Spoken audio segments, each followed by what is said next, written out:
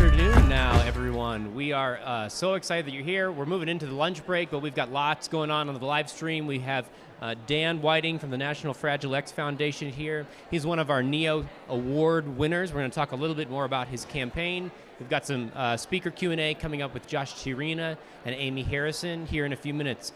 But Dan, tell me a little bit about who you are, what National Fragile X Foundation does, what your role is. Tell me a little bit about yourself. Yeah, thanks. It's a great opportunity to tell people about Fragile X. So it's Fragile X syndrome is an inherited intellectual and developmental disability. So it affects about 100,000 individuals in the United States directly. So it's passed down through a gene mutation. So the National Fragile X Foundation is the patient advocacy group for them. So we do community support, we do education, so for the public, for medical providers, for parents, for caregivers. We raise awareness, we advocate for research funding, we help facilitate research, it's a whole gamut of things. Okay. So yeah, and we have some different audiences. So. Yeah, well, it sounds like probably a big challenge to figure out who the right audiences are, tons of different messaging opportunities. What's your role in that and figuring out how to communicate with all these people? Yeah, so my title is Director of Community Impact. Okay. But it's marketing, communications, government relations. Sure. And so a lot of that's educational materials, social media, fundraising, mostly on the digital side or direct mail. Sure. So we have events, chapters, lots of different channels. Absolutely. So we selected you for a NIO Award. Because you were running a campaign where you were trying to figure out how to, I think, talk to a lot of these different audiences in a better way to understand the breadth of your organization and really the value proposition of why what you're doing is impactful and important and effective. So what were some of the specific challenges that you were trying to solve? Yeah.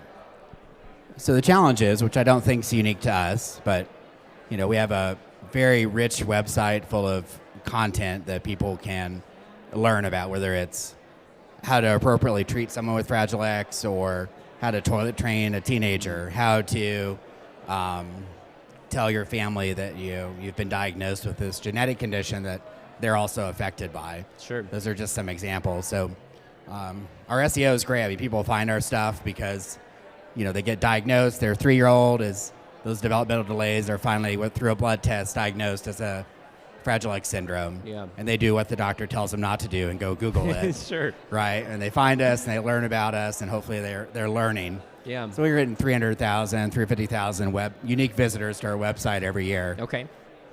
11, when I started 2.5 years ago, like 11,000 names on our email addresses. Okay. Right. And so it's like, how do you connect people to our organization? So we started a content marketing campaign that wasn't designed to get donors. It was designed to make people that came to find out about Fragile X tied into us so we can help provide support and get them connected to local parents or make them, and then gradually pull them up the mountain, as you say, right? So maybe they become a volunteer. Sure. Or maybe they write their congressman, or maybe they make an investment and come to our advocacy day every year on Capitol Hill. Yeah. Or they come to our conference every 2 years to learn more. And maybe they eventually become a donor, or they become a fundraiser. So they're excited about what we do, and then their birthday comes up, and Facebook says, hey, do you want to raise money for your birthday? Mm-hmm. And they do that.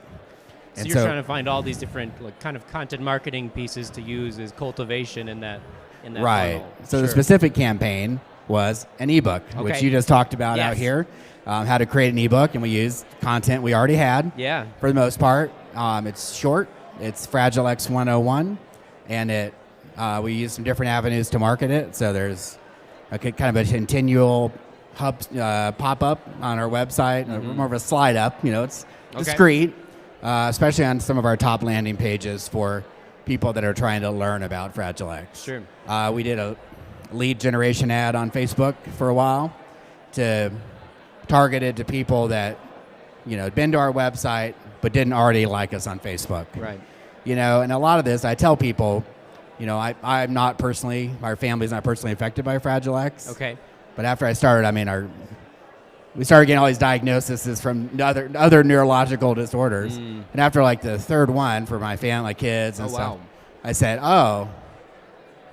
I'd never thought about reaching out to another patient group for cerebral palsy or ADHD or epilepsy. Yeah.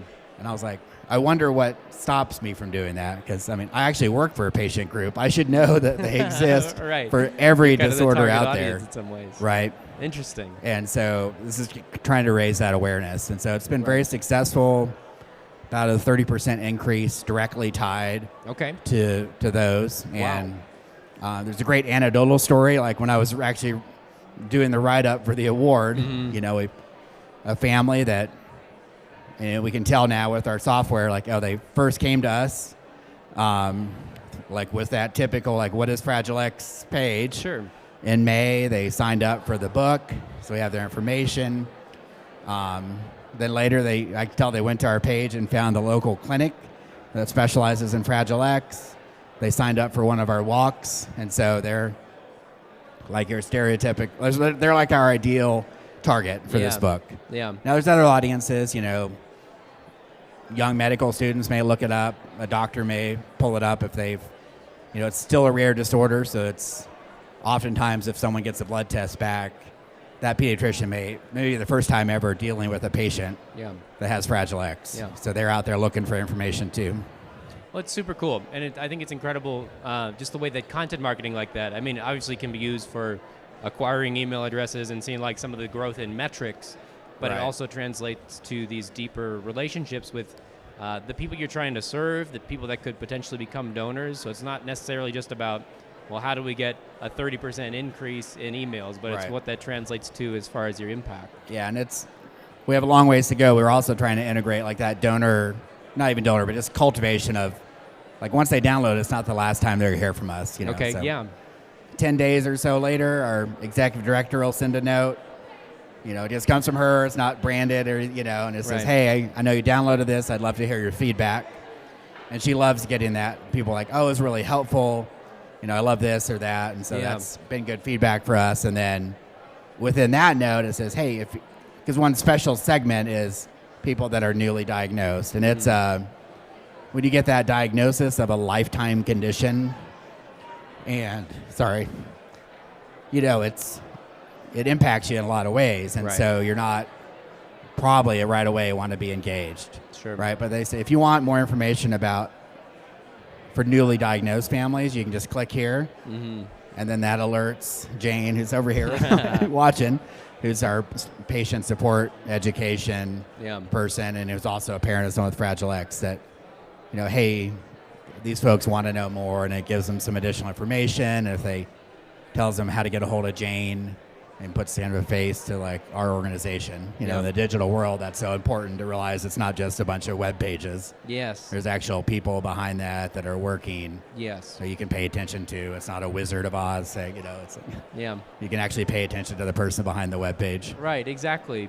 And there's a brand new study we've been working on called the State of Nonprofit Email Cultivation, and we gave a preview webinar a little bit ago, and one of the questions that we kept getting asked was like, well, can you just give me the template of how I send email cultivation to my donors once they come on the file? Like, just give me the 5 emails I need to send. But each cause is so different. There's not a boilerplate method that's going to be the silver bullet in every scenario, because it is about the people and not necessarily just about the specific metrics. You can kind of lose that when you're just staring at Google Analytics. Right. For the most part, we're not an organization that there's not a natural disaster that suddenly everyone wants to give. Sure. Right. Or it's hard to, if you donate $200, we were able to build a well for some folks in Africa that don't have clean water. Right.